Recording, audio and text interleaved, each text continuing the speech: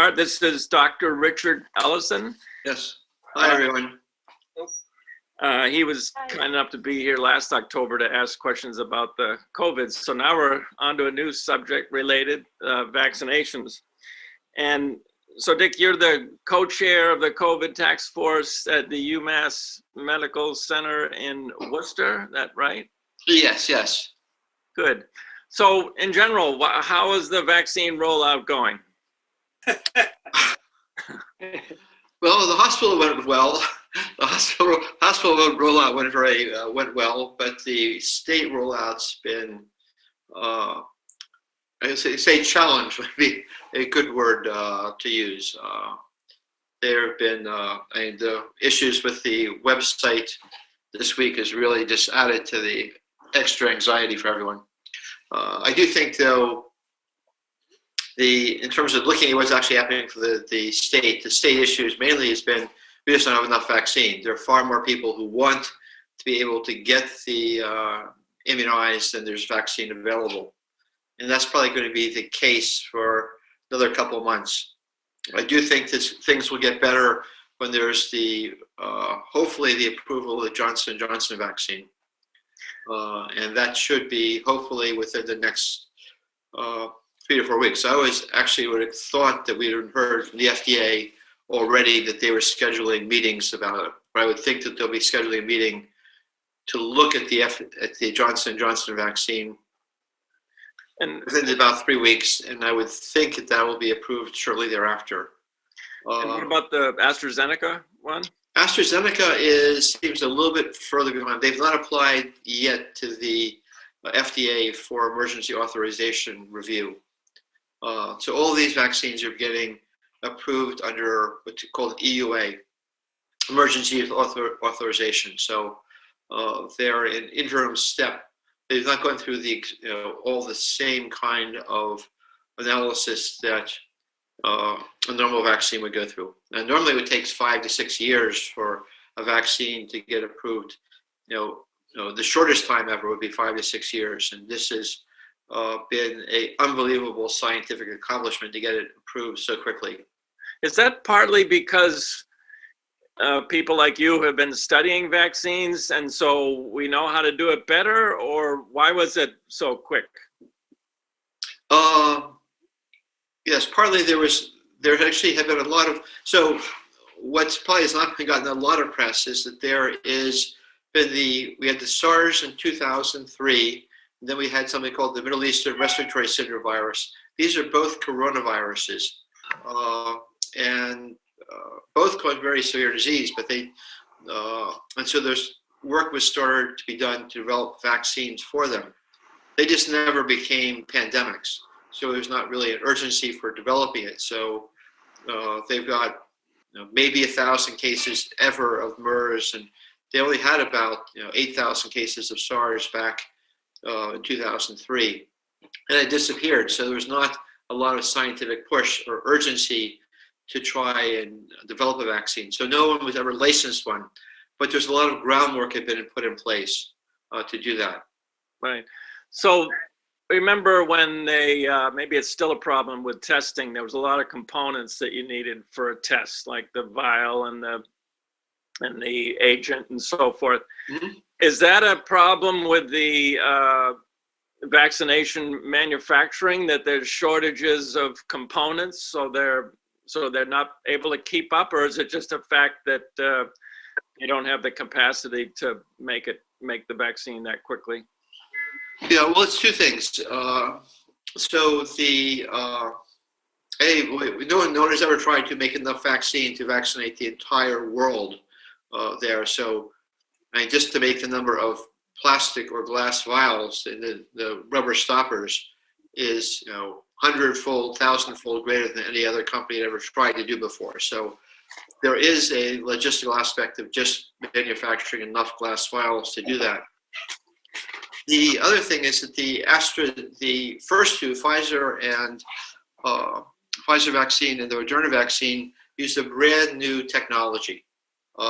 It's been studied, and there has actually been development work on this area for about 20 years, but they actually have not done a lot of major mass manufacturing. So they have the advantage that they can be synthesized very quickly, but they were manufactured quickly, but they were being manufactured quickly at more of a small scale, at a research level scale, as opposed to having plants develop where they could make 100 million doses. They were set up to make 1,000 doses really fast, so you could do studies, but no one ever said, let's make 100 million doses, where you actually have to have much higher level of manufacturing capacity for that. They do have the other vaccines, like the Johnson & Johnson, are set up using some of the technology to make 100 million doses of the vaccine, but it was slower to manufacture them from the beginning. So that's why there was a delay in having them come out. Okay, so I've got some questions from Liz. I guess I'll go ahead and ask them, Liz. What about the new variants? How is that going to affect the how well the vaccinations work? Well, it's definitely going to have an impact. I mean, the concept of having a new variant of a virus is nothing, unexpected. And the whole reason we do an annual flu vaccine and you have to get a flu shot every year, is because we have variants of the flu virus. No one's really talked about them and called them variants before, but we actually have a change every year in the flu virus, which is ongoing. All of these, and the difference between us as human beings and versus viruses is we don't want to make mistakes, and we're making copies of our DNA of our genes. We want to make accurate copies. We only have a couple of kids, and we don't want to have major variation there. Viruses don't, from a life cycle of thinking of the world of a virus, you're going to have 1 million offspring for every single virus. When it gets into a cell, it infects 1 million copies. So if you make 1 million copies, you can actually have lots of errors in making copies of your genes, and half of them are lethal mutations, so you'll never have another baby virus off of that one. But the ones which survive are going to do great. And they're in the environment. The only way viruses live is to hijack our cells, and they use our cells to make more copies. So our body doesn't like that. Our body's going to make antibodies and try and do things to kill off the virus. So a virus, it makes better. Viruses that survive and cause problems are ones which mutate and make changes, so they avoid our body's host defenses. There is going to be some variants coming up, and the question here is how much the variants are going to change, and how quickly.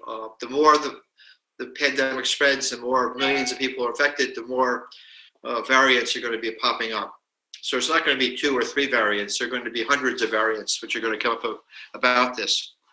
Hopefully, if we develop enough antibodies, get exposed to this, we'll have enough antibodies to the virus that our body will be able to, even if there's one area of the virus changes, our body will have antibodies to attack the other parts of the virus. And so we may go under those circumstances, the immune response, so the ability to fight the virus, which our body learns from getting the vaccine, may not be quite as good initially, but but actually it's going to work out fine. You have to remember, we hit like a grand slam home run, quadruple grand slam, when we had a vaccine that had 95% efficacy. This FDA was hoping for a vaccine that was going to be 50% protective. Most of the time, we're talking about a good year for the flu vaccine, where we have 65 or 70% protection. 95% protection was just unbelievable. And that's protecting against people getting sick and having any symptoms whatsoever. What I'd like to do if I get a vaccine, I don't really mind if I get exposed to something, I get a mild cold and I don't feel well for a day or two. I don't want to go into the hospital. I don't want to go in the intensive care unit. I don't want to die from it. So if I've got a vaccine which protects me from going into the intensive care unit, that's really a great benefit. So you mentioned the flu shot, and this is another question from Liz. Mm-hmm. So, like you said, we get a different flu shot every year based on the people who make it try to predict what the flu is going to be like that year. Would they be able to add a COVID component to the flu shot to protect us every year going out? Yeah, it's a really great idea. I think we'll think about that. That takes a higher level of complexity. To try and do that safely is going to be tough to do that quickly. That might be something 10 years from now. It's easier to get things set up to go individual vaccines. So it may be that and actually I anticipate for next couple of years, we're going to talk about having one coronavirus vaccine and then probably giving people boosters or another vaccine of a variant against a variant in the future. So that would certainly make sense. So how would the booster shot, that would be once a year? Probably once a year. I mean, we have to remember that normally we've already usually have seen a virus before. We usually have seen, most of us have had the flu once or twice, and so we have some antibodies against it. We just don't have fully protective antibodies. So giving the booster gives you your body exposed to the what we think is going to be coming up this coming year. And that'll be the same thing which can be done for the COVID. They can look and say, this year, we started out with one virus. Now, next year we have a virus like the UK variant, which seems to be predominant. Let's optimize the vaccine, given which is slightly better for that. So I could expect to have discussions going on of having a booster with a slight variation of the current vaccine. Right. Sharon, did you want to ask your question, or Rick? The question that I have is, we know that J&J is only one shot, and Pfizer and Moderna are two shots. Is J&J going to be as effective with one shot, or I just don't understand the difference between the requirement of having two shots with Pfizer and Moderna as opposed to only one shot with J&J. Right. So partly this is we've got some preliminary. We're working off of very early information.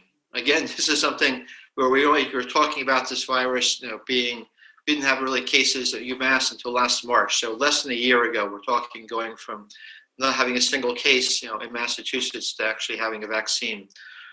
The big goal initially was to try and have a vaccine which worked, period. It actually showed protection.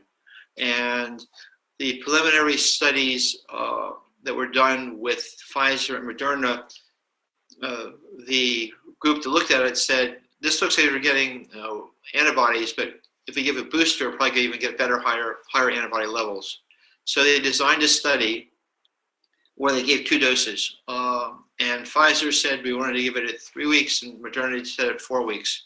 And that was simply because they were planning for how they were getting things set up. There wasn't anything magic to say that one would work better at 3 weeks and one would need to be done at 4 weeks. It was just in how they designed the initial study. And the FDA was only going to approve something based upon the scientific literature. So they came out and said, we're going to design a study, we're going to give it to 40,000 people, and it worked. We're giving 2 doses. They could well have shown that the Pfizer or the Moderna might have worked and provided 75% efficacy if it was just a single dose, but they designed a study with 2 doses. The Johnson & Johnson, when they looked at it, the initial design said, we're getting really good antibody with 1 dose. Let's just try and do doing the study with only giving 1 dose of the vaccine. And there's real advantages to having just a single dose, only having to give a single dose. Particularly in other parts of the world, aside from the United States, where they don't have the capacity to have the super cold freezers to keep the vaccine prepared. Trying to go to areas in Africa where you say we're going to try and give 2 doses would be really, really problematic. So what all our ideas about the timing, saying 3 weeks versus 4 weeks, whether just 1 or 2 doses, was really based upon doing studies quickly. Normally, we do a study, approve vaccines with 4 or 5 studies being done before that. This time they got information that looked great, after a single study saying we're going to approve it at that basis. And that's why they're also all under emergency use authorization, EUA mandates, because they're trying to do, they still would like to have fill in the gaps in terms of the science here. So I wanted to ask everybody here, and raise your physical hand. How many have had their vaccination shot? Just 2 and 3, okay. 4, all right. And then how many have theirs scheduled? Okay, need some more shots out there, I guess. Will we have to wear masks after we get vaccinated? Certainly for the foreseeable future, until we get more information. And one of the things which we really would like to know is whether or not, when you get the vaccine, whether you can get a mild infection and whether you can give it to someone else.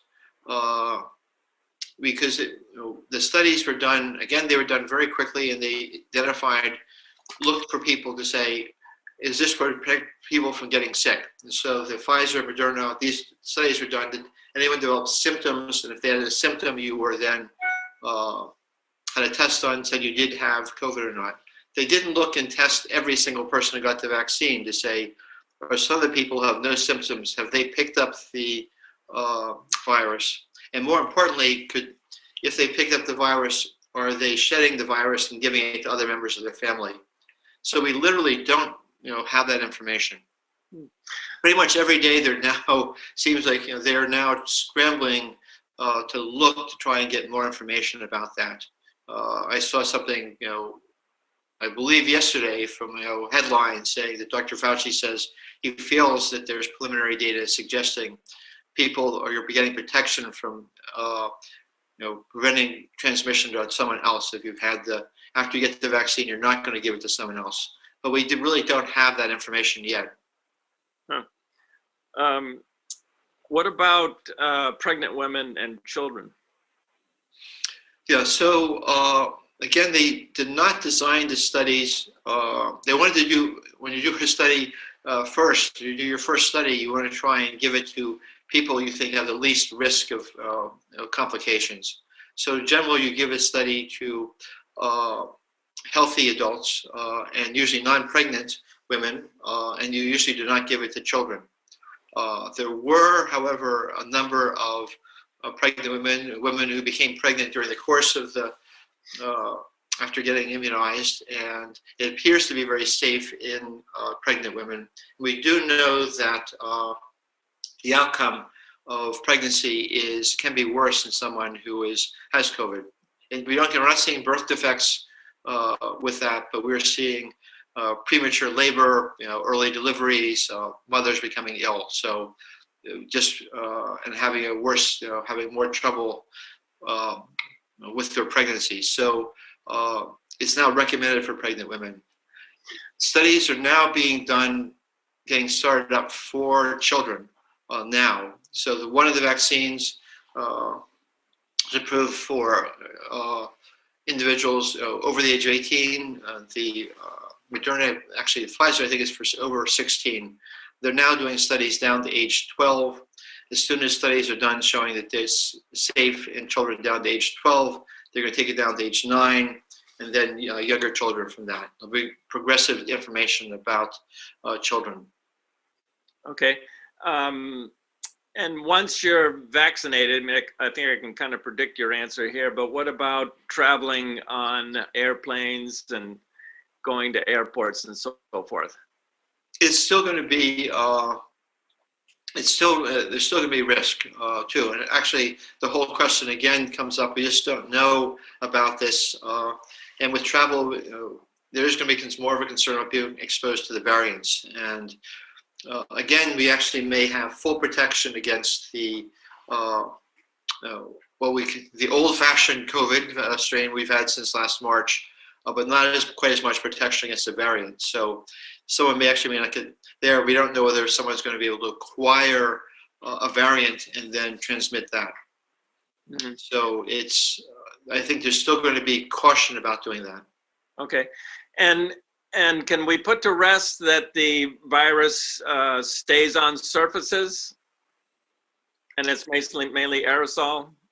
Yeah, I think we've not seen, nothing has really come up to show any very conclusive evidence that someone's going to pick it up from picking up the mail or doing that. I think it's still very important to wash your hands, doing things, going into another area where someone else may have immediately touched something. But mainly it's going to be, the real risk is going to be something where someone has immediately touched their face, touched their nose, and then touches something. By wearing a mask, people are not putting their hands near their mouth and nose, and so there's less contamination of the hands. So I still would, everyone should still be washing their hands, but you don't have to be quite as paranoid about it as everyone was in the spring. Okay, Rick, you got a question? Yeah, I was talking with a woman yesterday who was told by her dog, she had the whole side of her face, got hot, got large, got discolored, and it turned out that she had an infection from mask wearing. She was wearing a mask with a filter, and she wasn't wearing it that much. She didn't have to go out to work, so she was only wearing it maybe once a week. Mm-hmm. And I'm blanking on it. It was strep something, and it led. Her doctor gave her, of course, a whole new regimen for mask wearing and cleaning. I've never really understood this business about how long you can wear a mask for. We're currently wearing, the old-fashioned surgical mask and the N95 or KN95 when we go outside. So we're double masked because CDC said to do that. What's the current? What do you say about mask wearing? We're going to be doing it, I think, one way or the other for a long time to come. Yeah. Well, two things. The mask can get, particularly if someone's wearing a cloth mask, it's definitely, you could actually have some bacteria that's staying on the surface. So someone's wearing a cloth mask and not, cleaning it out. It's something you do. You could get some bacteria onto the surface there, and if you're wearing it, irritate the surface, you could end up with a minor break of the skin, some bacterial contamination from that. So if you got cloth masks, they should be washed regularly.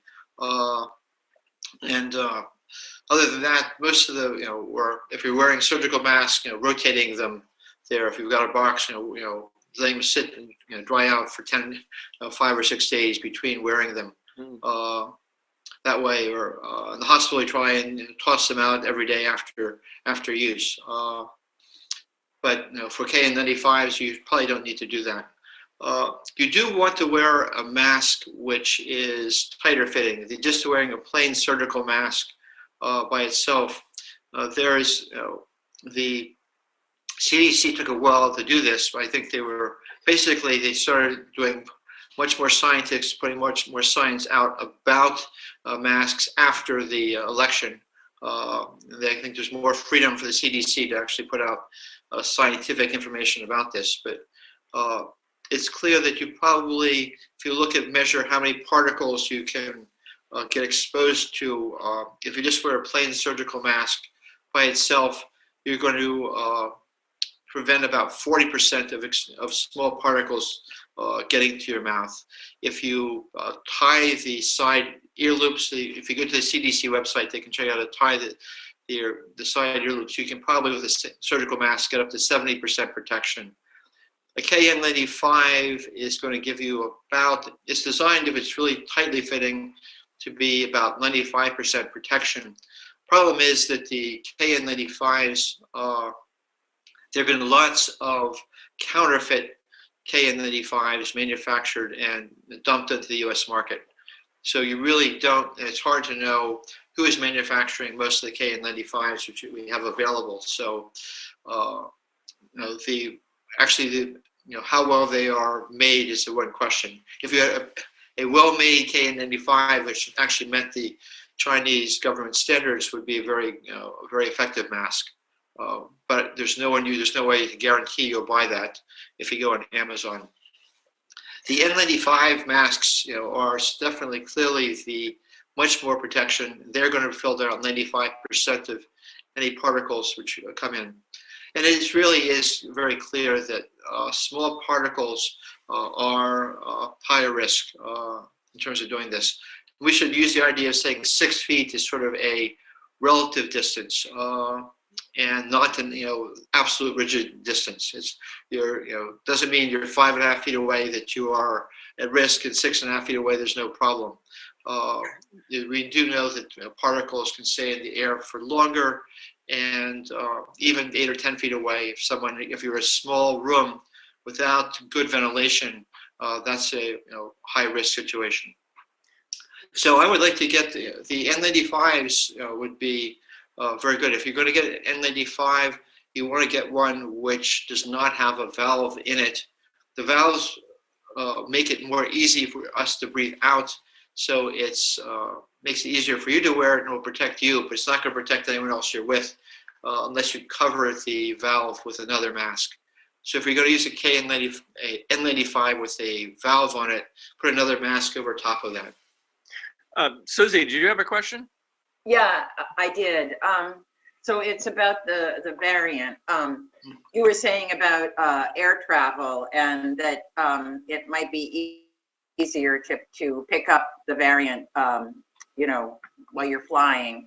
And did you mean that if you pick that up, that you could transmit it to somebody else? I think you said that, but also how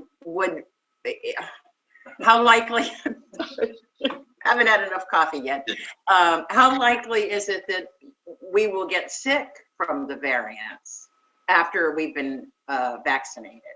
Well, I do think that the efficacy against the variants probably is not going to be 95%. I do think we're going to get good protection, that you're likely not to be able to be as sick doing this. And so that if we're exposed to a variant, as opposed to having no symptoms, you may get mild symptoms, but hopefully we're going to get protection from being admitted to the hospital or the intensive care unit, or passing away from getting exposed to it.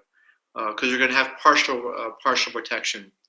We're basically going, this virus was different enough from all the other coronaviruses that basically no one in the world had any significant immunity to it.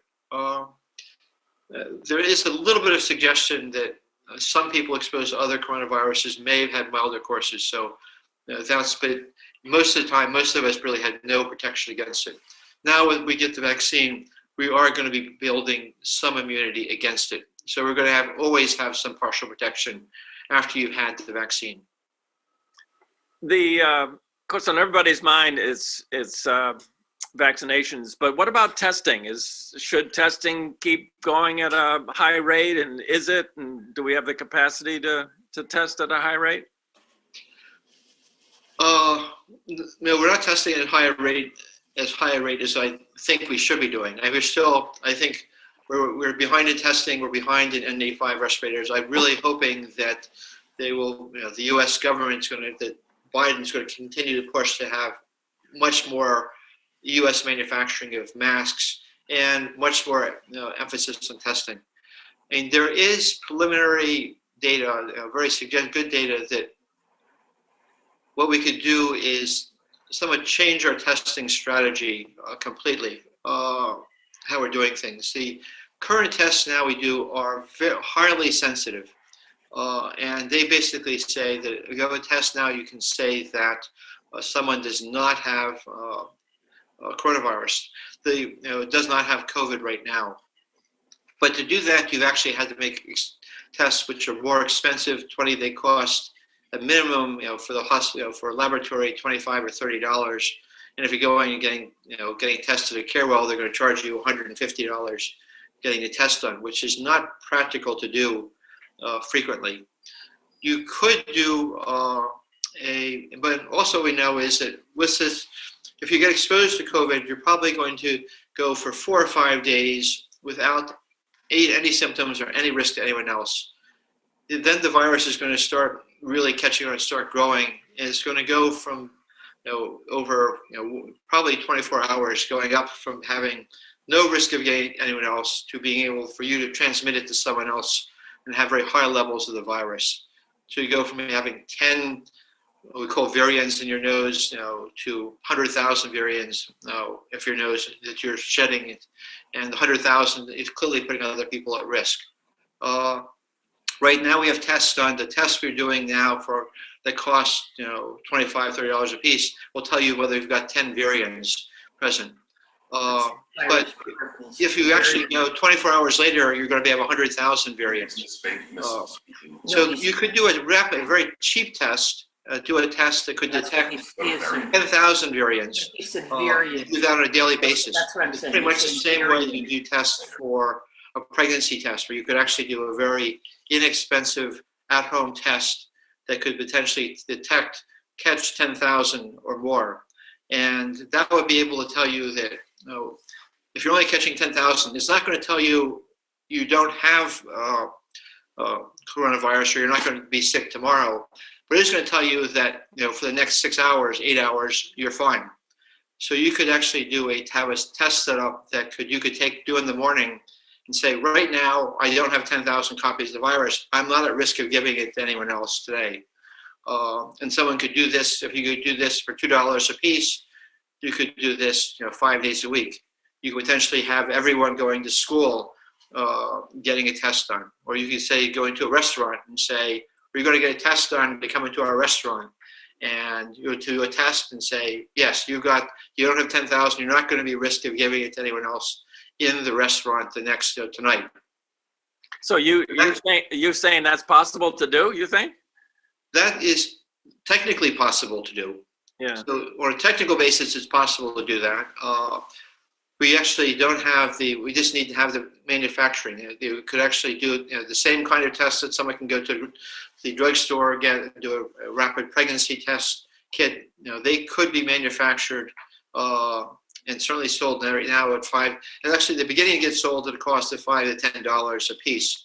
If there was further support, taking the cost down to $2, making $2 or $1 a piece, that would be something which could be done and make it, a better way to try and, I think, protect schools and protect us from going out. When do you? It's not there yet. I hope that with the technology would be available to do it within 6 months. Great. When do you think we might reach herd immunity, both in this country and worldwide? I think that's going to be we really want to be, 75 to 80%, of the population. For measles, you really have to be above 90% to have herd immunity with measles. So we really want to be, at least 80% immunity, and we're,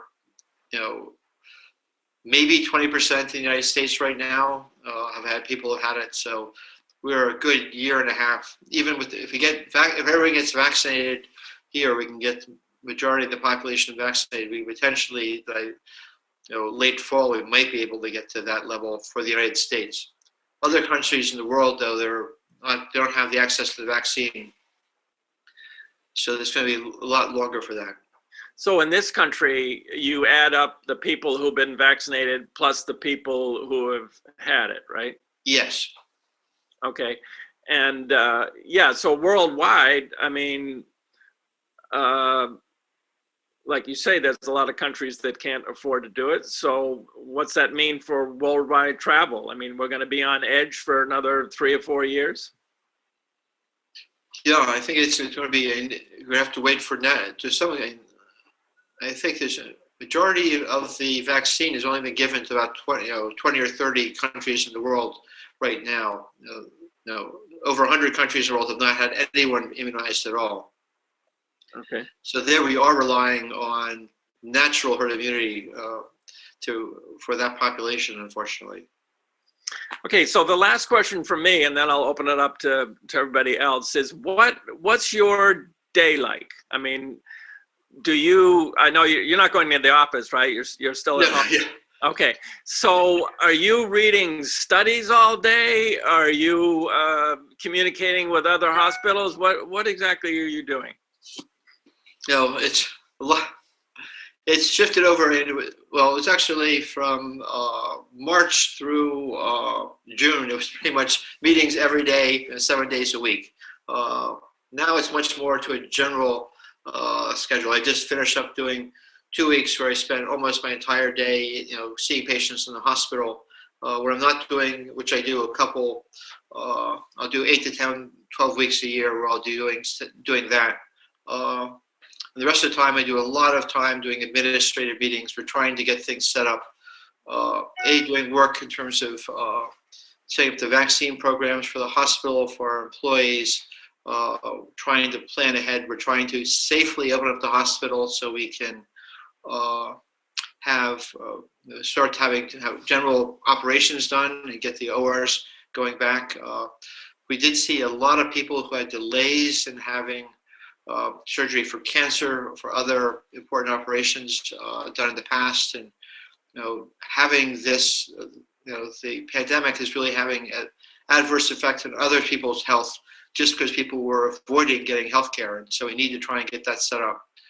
We're trying to develop the protocols right now to say we've had a lot of people who've had COVID. How do we want to have them come back safely into clinics, and when can someone come back in the hospital and get being seen? We want to try, and we're also trying to make certain we're really protecting everyone in the hospital.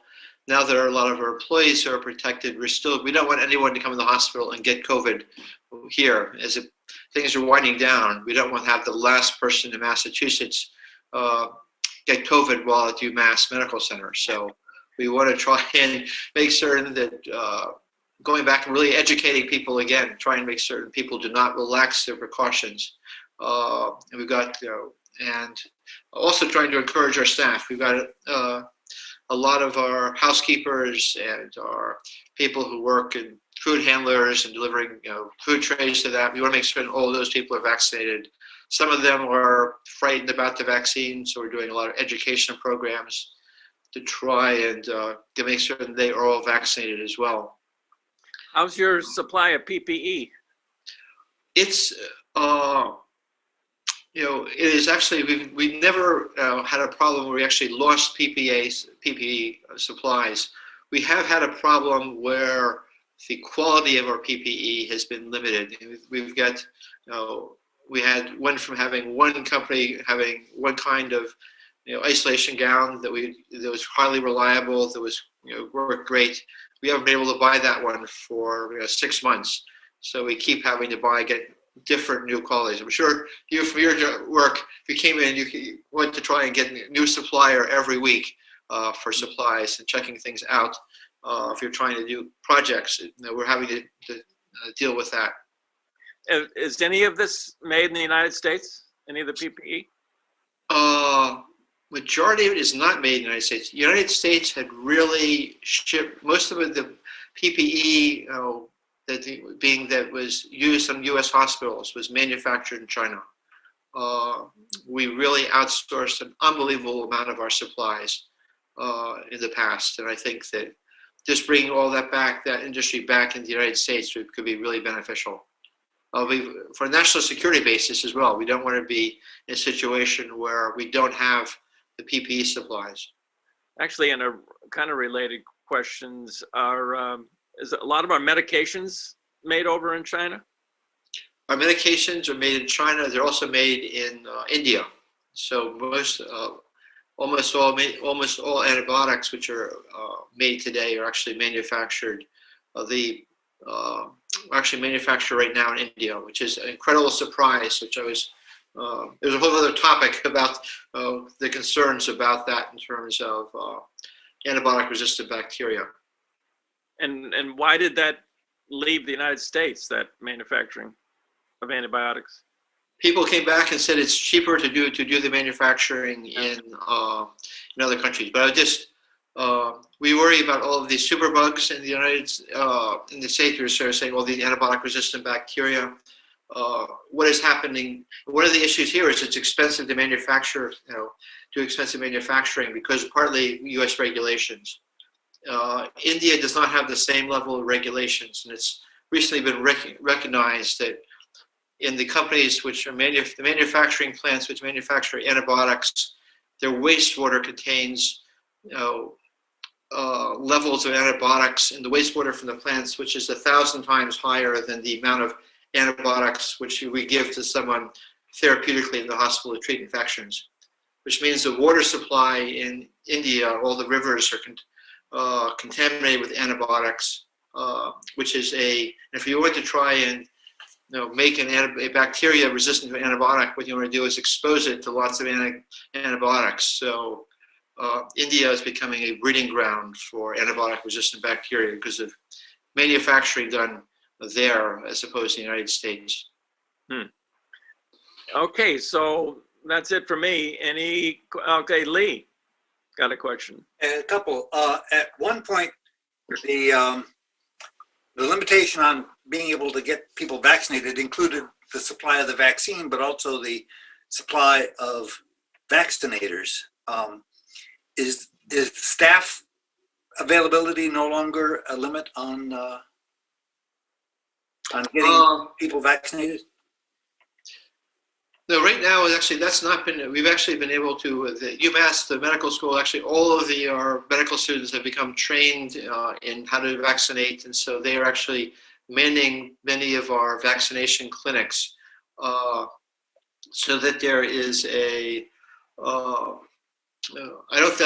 that has not yet been a limiting factor. The major limiting factor right now today is literally getting the vaccine itself. And the other aspect, which is a little more problematic, is just doing the logistics. Right now you're having people coming in who have not been vaccinated. So there's a risk that someone coming in, going to the vaccine clinic is not been, might actually have COVID. So you want to spread them out. So you want to make certain you have lots of space for social distancing. And they want to also, as they're brand new vaccines, you want to watch someone for about 15 minutes afterwards, make sure they don't have a side effect. So you have to have some place where you can have several hundred people sitting 6 feet apart, 6-8 feet apart for 15 minutes. So you have to, getting it set up in a way you need a lot of space to do it. I know some states are doing things where there's a drive-through vaccination sites, but you don't want to have someone have a anaphylactic reaction where they can't breathe sitting in their car in the middle of a parking lot. So there are disadvantages to doing that. So there's some logistical issues in terms of how you're setting up the mega sites. But I think those issues are minor compared to just not having enough vaccine available. All right, and one other question: if I get a counterfeit, bogus, low-quality N95 mask, does that make it an N87 or an N14? Yeah, probably is. It's probably going to be a low-quality KN95 is probably going to still be better than a, if it's a tight-fitting, reasonably tight-fitting mask, it's going to be offering protection. It's not going to be medical grading, really giving you the 95% filtration capacity. But if you're getting 70% filtration capacity, that's probably pretty good. I don't need to throw it away. Right. Yes. Any other questions? Okay, Sharon? And you may have answered this, and I may not have heard it right, but there's been a little debate about whether if I'm vaccinated, I could still have the virus and could spread it to get the virus and spread it to other people. Is that right? That's right. That's the big question, the unanswered question so far. Most vaccines did not do that. Certainly, we know that with the measles vaccine, most vaccines, that does not happen. There was concern with the whooping cough vaccine that someone could do that. Someone could get a mild infection and give it to someone else. So we know that with some vaccines, you have protective immunity, but you're not getting immunity from being able to pick it up and give it to someone else. And until we have more information about that, people are being very cautious about about that. And that's the reason we want everyone to keep wearing a mask now until we get more information on that point. Kevin? Just a very practical question. You have two people, both have received both their vaccinations. Can they ride in a car together with the windows up for an hour? Yeah, and certainly the risk is going to be lower if you're sure in terms of doing that. If you're actually two people in a car, it's actually people have already done the physics for doing it. If you're going to ride with someone, what you want to do is have one person drive, have one person sit in the back seat on the opposite side, and open up the passenger side window, in the front seat, and the seat, the window behind the driver, in the back seat, and you get a cross ventilation that way, and then you're highly protected that way. That's the safest way to ride in a car. So I was talking, most of you know that Dick and I are squash players and haven't played for a year, but I was talking to another squash player, and he was saying, he's an accountant, so he's a numbers guy. He was saying if we both had vaccinations, so we're 95% protected, and we're on the same squash court, then there's a 2.5% chance of either of us getting it. Did he figure that out right? So 95 and 95, that makes 2.5? Yeah, it probably is. Yeah, yes, it would be. I have to go back. So I think to do the math quickly, yes, but that would be the possibility. Well, there's a 5% chance of one of you is, if you get exposed, there's a 5% chance you could become sick with doing that, and you could then give it the other. It's actually going to get better protection then. If you're going to say that if you're 95% protected, you're going to be, if you go into a squash court with someone else and both of you have been immunized, probably less than 1% chance you're going to get it from the other person. Much less than 1% chance. But you're still not going to play until we get herd Yes. immunity? No, I do. When we get everyone gets. Okay. I do think that the squash courts at Concord Acton are I keep talking with Paul. What the key thing you want to do is have lots of ventilation there. A lot of cross ventilation. You don't want to be playing you don't want to be in a small enclosed room. Right. There are studies showing that actually, commercial buildings where they have HVAC systems where they actually have air blowing into a room and coming out have much lower risk than being in a home environment or an environment where you don't have that kind of circulation. So I'm waiting to get really good ventilation at the squash court before going on. Okay. Any other questions for Dick? Yes, Jonathan.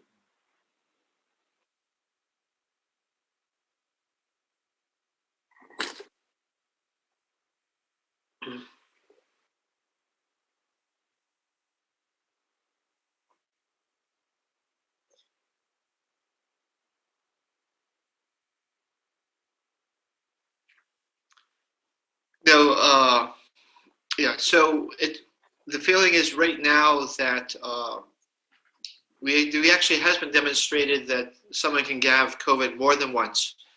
It looks like the risk of that only begins to show up after 3 months. So in someone with a normal immune system, it really felt that you're getting that having COVID is going to give you at least 3 months worth of protection, which is what they're saying right now for the vaccine. They're being very conservative in saying that vaccine is going to give you guaranteed protection for at least 3 months, and we're going to work our way out beyond that.